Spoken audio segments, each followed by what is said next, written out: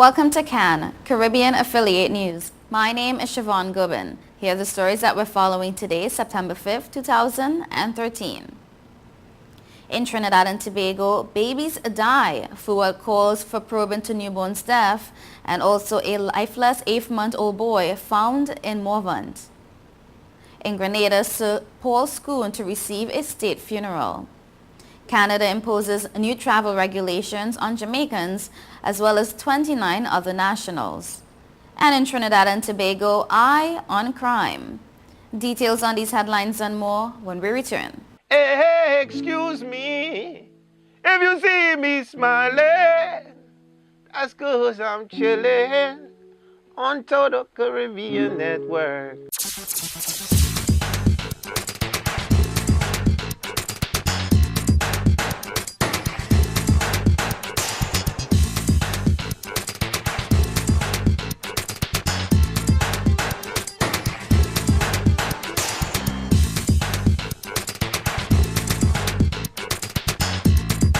It's your boy Wyclef Jean, man, and I'm chillin', man.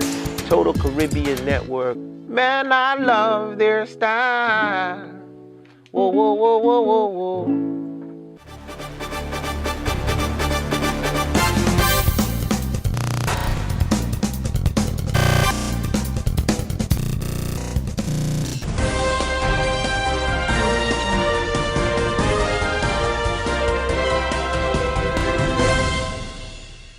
Welcome back to CAN, Caribbean Affiliate News. My name is Siobhan Gubin. This segment of the news is sponsored by Total Caribbean Network. In Trinidad and Tobago, investigations have been launched into the 2 deaths of babies, one just after being born at the Port of Spain General Hospital and the other allegedly at the hands of a close male relative. Details about the death of the newborn are sketchy. According to a patient at the maternity ward of the Port of Spain General Hospital, the child was born on Monday, 2 months premature. The patient, who did not want to be identified, told reporters the child was born by cesarean section. No one was able to say what happened, but when relatives of the child's mother and a police constable demanded to see the child's body, the boy was found with a swollen neck and his face was black and blue.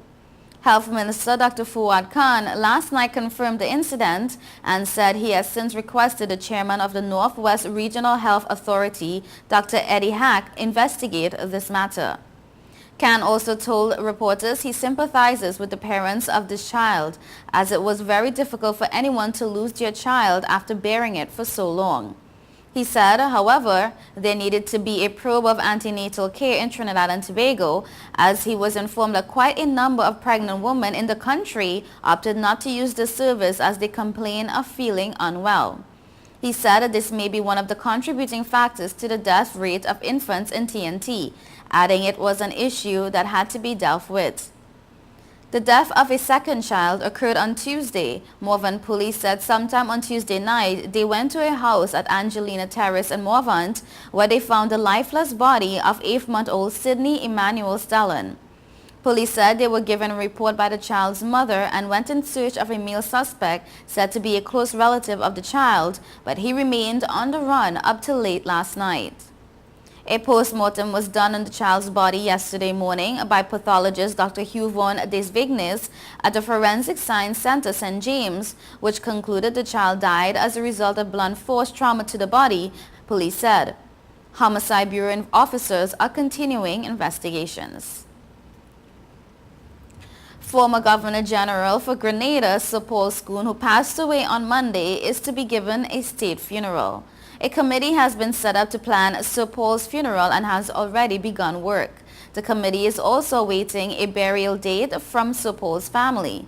Sir Paul's body will lie in state for 3 days prior to the burial date. Stay tuned for more details. Effective today, Jamaicans traveling to Canada for visits, work or study will be required to provide their biometrics under new regulations enforced by Citizenship and Immigration Canada. According to the Canadian High Commission in Kingston, Jamaicans will be required to give fingerprints and photographic data when they apply for visas and permits. The High Commission said border services officers at Canada's port of entries will use the biometric information to confirm the identity of individuals. The traveler may also have to give their fingerprints as part of the process to enter Canada. Applicants are required to go in person to a visa application center to submit their applications and give their fingerprints and have their photograph taken. And I quote, "There is a biometric fee of 85 Canadian dollars, which includes application services at the VAC. Family members who apply together for a visitor visa will pay a maximum fee of 170 Canadian dollars. The use of biometrics as an identity management tool will bring Canada in line with many other countries that are now using or preparing to use biometrics in immigration and border management." In making the initial announcement last year, Canada's Citizenship, Immigration and Multiculturalism Minister Jason Kenney emphasized that the biometrics will facilitate legitimate travel to Canada. He explained then that once an individual arrives in Canada, their biometric data will be checked to ensure that the individual who was approved to travel is in fact the same person who is entering Canada. Also in the news, in Trinidad and Tobago, 2 days after Beetham Gardens residents confronted police during violent protests over the shooting death of resident Christopher Greaves, Deputy Commissioner of Police Mervyn Richardson has said that in a bid to ensure officers act with transparency at all times, they will be equipped with small video cameras to monitor their activities. Speaking at yesterday's police press briefing, Richardson said the devices would be attached to the officers' uniforms or person for instances when they had to go into hotspot areas and would record exactly what had transpired. And I quote, "We invested in the body cameras because we saw it had an opportunity to boost the confidence level of the public. It is all about transparency and accountability," Richardson said. He said a note had been taken to the Permanent Secretary in the National Security Ministry to order 24 cameras for officers of the Interagency Task Force for a pilot project later in the year. However, he said some IATF officers were already using the device on a trial basis, but it would eventually be made available to other officers. Asked what was the cost of the cameras which were ordered, in a telephone interview afterwards, Richardson declined to say, adding that it was not appropriate at this stage to do so. However, Police Service Social and Welfare Association President Anand Ramisa yesterday warned his members to only wear the cameras on a voluntary basis, as officers had not been mandated to use the devices. Contacted by phone last evening, Ramisa expressed disappointment that the association was not consulted by the police executive before the devices were purchased and put into operation. He said the idea of the camera was introduced by Professor Sherman of Cambridge University, who is leading an evidence-based policing initiative to tackle crime in hotspot areas. The initiative, he added, was expected to start at the end of the month. During yesterday's press conference, Richardson also tackled the Beetham protests, saying if residents were arrested, that would have triggered a greater storm, especially since the majority were young pregnant women, young men, and children who were used to form human chains. But he made it clear that no one group would hold the nation to ransom despite the cause. He said when he went to the Beetham on Monday, he went with aim of having a discussion with residents. He said, however, that it became clear to him that residents were bent on blocking traffic by forming human chains. Praising the police and soldiers for showing a vast degree of restraint, Richardson said there were also no injuries. You're watching Caribbean Affiliate News. We will be right back.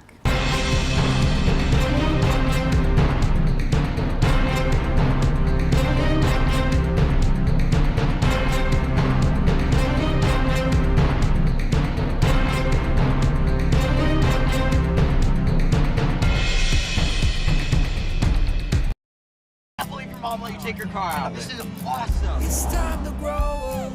You're crazy. Little while Faster, go faster. Stop. it'll all be alright. I raised my son to be careful, Hey, sweetie. Hey, Mom. but just to be safe, So don't you worry. I got a Subaru. Love. It's what makes a Subaru a Subaru. Coleman Subaru, 1710 North Alden Avenue, Ewing, New Jersey, or colemansubaru.com.